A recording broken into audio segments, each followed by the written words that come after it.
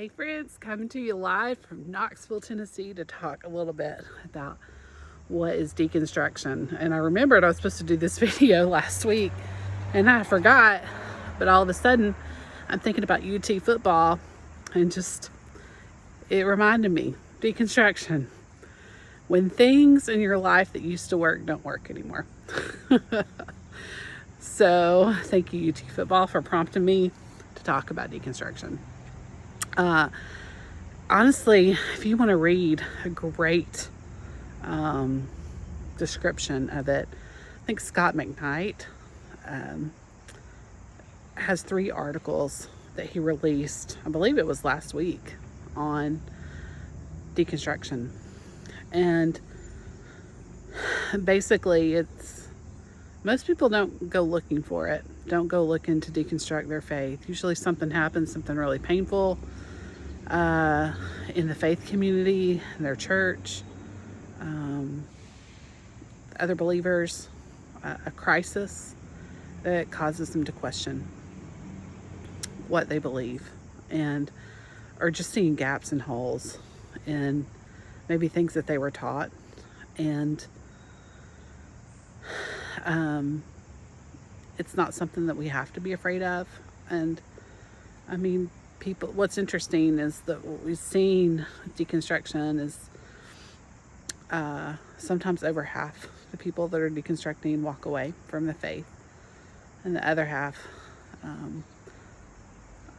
are able to re-enter a community, and usually it's a little bit more ecumenical or Anglican, and because people are really tired or weary who've gone through deconstruction of following any personality.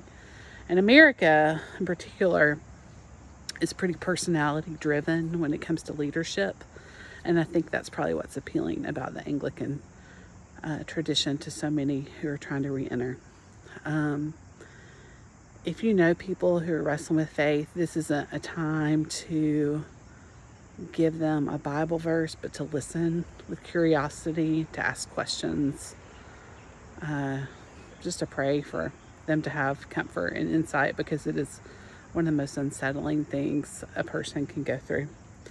Again, a 3-minute video isn't going to do deconstruction justice, because there's just so many varieties of deconstruction and deconstructing, and but it's not a new thing.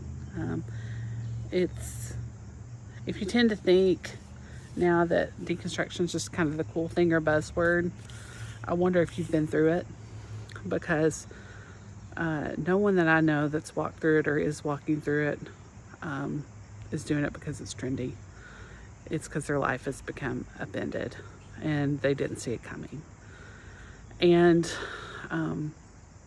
it can really be used for good. There's a lot that needs to be weeded out of the local church. There's a lot of good, but it can go a variety of ways.